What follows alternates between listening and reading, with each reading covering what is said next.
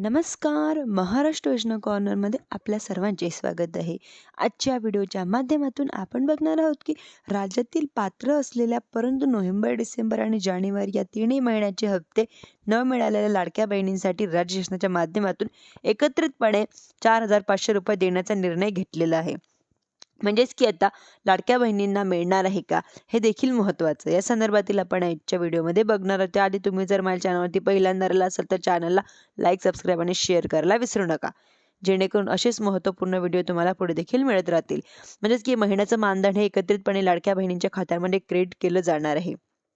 आपण पाहिलेलं होतं की राज्यांमध्ये KYCची प्रक्रिया आणण्यात आलेली होती. मोठ्या प्रमाणात महिलांच्या माध्यमातून KYC देखील केली जात होती. परंतु KYC करत असताना लाडक्या बहिणींच्या माध्यमातून KYC पर्याय चुकलेला आहे आणि याच पार्श्वभूमीवरती ज्यांची KYC चुकलेली आहे, ज्यांची KYC झालेली नाही, याचबरोबर बऱ्याच साऱ्या महिलांची अर्ज पडताळणीमध्ये आले, म्हणून नोव्हेंबर, डिसेंबर या दोन्ही महिन्याचे हप्ते वितरित करण्यात आलेले नव्हते. मोठ्या प्रमाणात याला विरोध दर्शवण्यात आलेला होता. याच पार्श्वभूमीवरती राज्य शासनाच्या माध्यमातून भूमिका घेऊन अंगणवाडी सेविकाच्या माध्यमातून पुन्हा एकदा पडताळणी करण्याचे निर्देश देण्यात आलेले आहे. 20 जानेवारी 2026 पासून हे पडताळणी करण्याचे निर्देश देण्यात आले.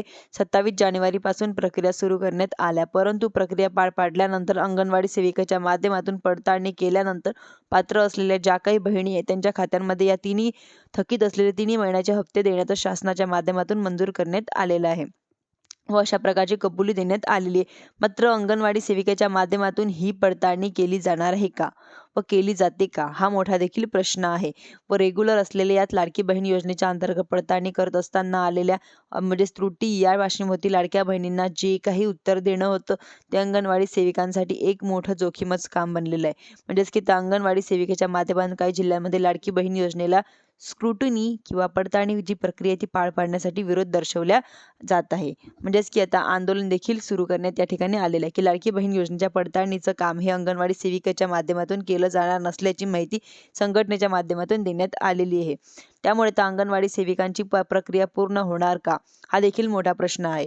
परंतु आता पडताळणीची प्रक्रिया पूर्ण झाल्यानंतर रिपोर्ट शासनाकडे सादर केलं जाणार. महिला लाभार्थ्यांचे थकलेले जे हप्ते आहेत त्यांना मंजुरी मिळेल. म्हणजेच की त्या लाडकी बहिणींना एकत्रितपणे जे राहिलेले हप्ते त्यांना मिळून जाणार आहे. धन्यवाद.